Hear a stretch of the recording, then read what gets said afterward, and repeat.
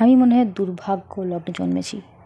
আমার সাথে মানে এই যে লোকে বলে না ভালো খারাপ নিয়ে জীবন, আমার সাথে এই ভালো খারাপ জিনিসটা এত সুন্দরভাবে মেনটেন করে চলে, আমি জাস্ট ভেবে উঠতেই পারি না। কেন বলছি? কারণ আমার সাথে ভালোর সাথে খারাপ লেগেই থাকবে। ঘুরতে গিয়েও আমার নখ ভেঙে উল্টে একাকার কাণ্ড। সে কথা নাই বা বললাম। যাই হোক, তোমরা বলো, তোমরা এর মধ্যে গেছো চন্দননগর ঠাকুর দেখতে?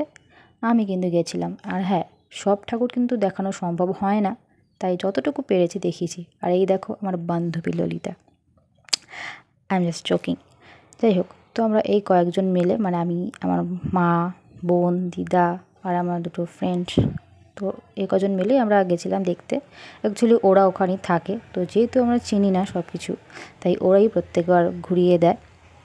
তো তোমাদের সাথেও আমি ভাবলাম যে একটু শেয়ার করে নিই। আমার কথা নয় বাদই দিলাম, আমার ভালো খারাপ আর সেটা নিয়ে বলে কোনো লাভ নেই। এটি হলো হেলে যাওয়া পুকুরের ঠাকুর, আই মিন হেলা পুকুরের ঠাকুরটি হিরে করেছিল। অ্যান্ড দেন আমরা হাঁপিয়ে যাওয়ার পর কিছু লস্যি খেয়ে নিয়েছিলাম। তারপর সেখান থেকে আস্তে আস্তে আস্তে চলে গেছিলাম স্ট্যান্ডঘাটের দিকে। দেখ, দিনটি ছিল 27 অক্টোবর, ষষ্ঠীর দিন। আর হ্যাঁ, সেদিন কিন্তু ছট পুজোও ছিল।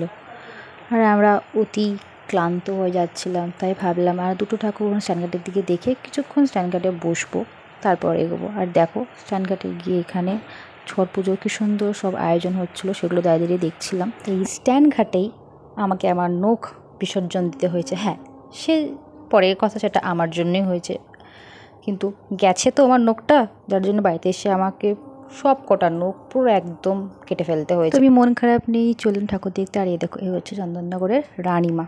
রানীমা মুখ দর্শন না করলে হয়? এত সুন্দর মায়ের প্রতিমা দেখলেই না জাস্ট গায়ে কাটা দিয়ে ওঠে। তো যাই হোক, তোমরা কিন্তু দেখতে থাকো আমার সাথে। আমি সব কটা কিন্তু দিয়ে উঠতে পারিনি, কিছু কিছু বাদ গেছে।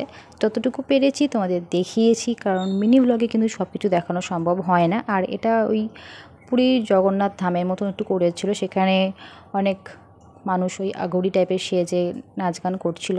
তো সেগুলো যেটুকু পেরেছি তুলেছি, দেখতে থাকো, সাথে থাকো। কতটুকু দেখাতে পেরেছি আমি জানি না। আর হ্যাঁ, বড় ব্লগ আমি করিনি এর কারণেই, কারণ বড় ব্লগ করলেও তোমরা খুব একটা দেখো না, তাই আমি ভেবেছি যে মিনি ব্লগই দেব। মিনি ব্লগ করে করে যদি তোমরা দেখো, তারপরে আমি আবার বড় ব্লগ আনবো।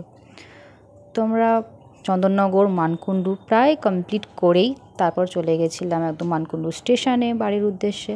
তো তোমাদের যদি ভিডিওটা ভালো লেগে থাকে তো প্লিজ লাইক, শেয়ার, সাবস্ক্রাইব করে দিও। টাটা।